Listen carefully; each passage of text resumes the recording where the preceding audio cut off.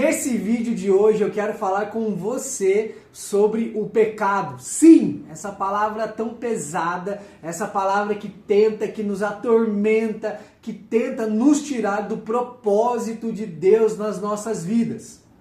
Estamos na semana da Páscoa, próximos aqui ao dia em que Judas cometeu o maior pecado de todos. O pecado da traição de Jesus.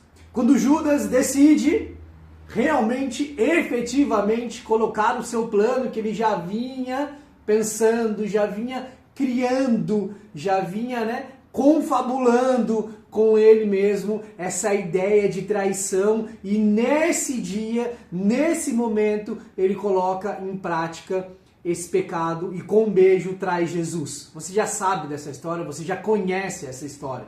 Mas mesmo conhecendo a história do pecado, conhecendo a forma com que o pecado funciona, nós continuamos a pecar.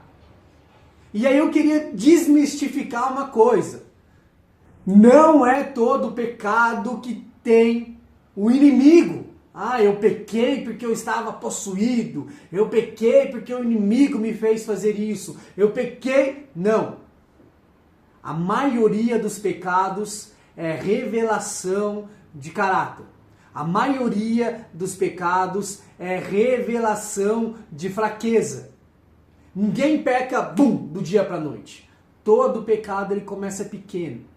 Ele começa com um flerte, com um sorrisinho, com o pecado, sabe? Ele começa assim, ele começa pequenininho, ele vai ganhando forma, ele vai crescendo dentro da sua mente, dentro do seu coração, você vai se imaginando fazendo aquilo, você vai se colocando no lugar de quem faz aquilo, você vai se imaginando pensando o que eu vou ganhar cometendo aquele pecado, como Judas pensou naquelas moedas, você vai trabalhando o pecado até que efetivamente você peque. Em 2 Coríntios 10, a partir do versículo, 11, a partir do versículo 3, está escrito assim: temo que assim como a serpente, com a sua astúcia, enganou Eva, assim também a mente de vocês seja corrompida e se afaste da simplicidade e pureza devidas a Cristo. Aqui Paulo falando que ele temia que assim como a serpente lá no Éden fez com Eva, o pecado faz com a gente. Ele vai nos afastando de Cristo. Ele vai nos afastando da presença de Cristo. Então, como não pecar? Eu, sinceramente acredito que quanto mais próximo de Cristo eu estiver, você estiver, menos nós cometeremos pecados. A nossa natureza é carnal, a gente vai efetivamente pecar, infelizmente a gente tem essa natureza pecaminosa. Mas quanto mais eu e você nos aproximarmos de Cristo, menos a vontade do pecado vai aparecer nas nossas vidas. Ou então, a proximidade de Cristo vai nos revelar que estamos próximos do pecado, que já estamos quase cometendo pecado. Porque se a gente se voltar para as Escrituras e para Cristo, Ele vai nos mostrar, as Escrituras vão nos dizer que nós estamos próximos a cometer um erro. Então esse vídeo é para mim e para você, para que nós juntos tenhamos a consciência do pecado e não cometemos mais nenhum pecado diante de tão próximo que nós estamos do pecado da Páscoa, do pecado da traição. E aí eu quero falar o pecado para Judas como foi. Você sabe, ele ficou tão atormentado com o pecado que ele, quando caiu em si, diante do que ele fez, ele se suicidou. Cometendo um novo pecado para borrar aquele primeiro pecado que ele já tinha cometido. Aí de um outro lado nós temos Pedro, que também pecou negando a Cristo, mas que foi perdoado.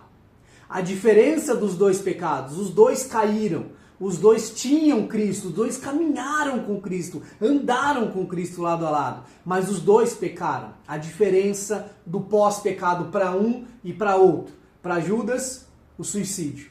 Para Pedro, o perdão.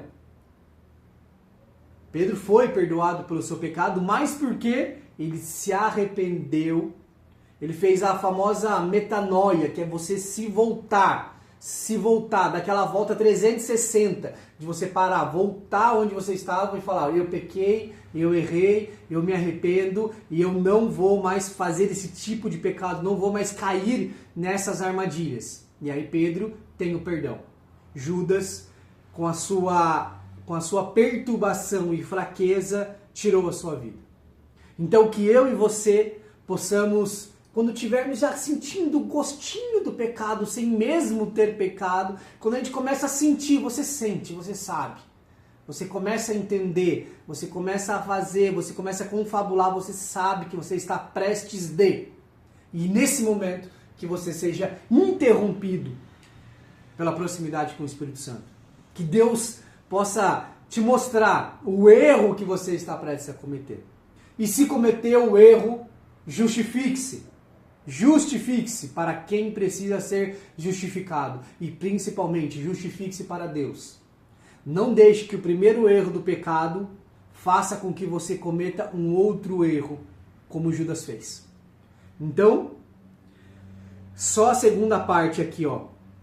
Assim também a mente de vocês seja corrompida e se afaste da simplicidade e pureza devidas a Deus. Que você continue com o seu coração puro, com a sua mente pura, de quando tiver a sensibilidade que está se aproximando, que está caminhando para o pecado, que você pare, se volte a Deus e não cometa esse pecado.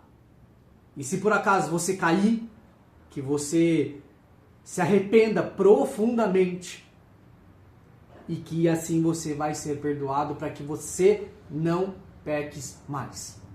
Então que Deus te abençoe, que Deus nos abençoe e que Deus nos tire desse lugar carnal e pecaminoso.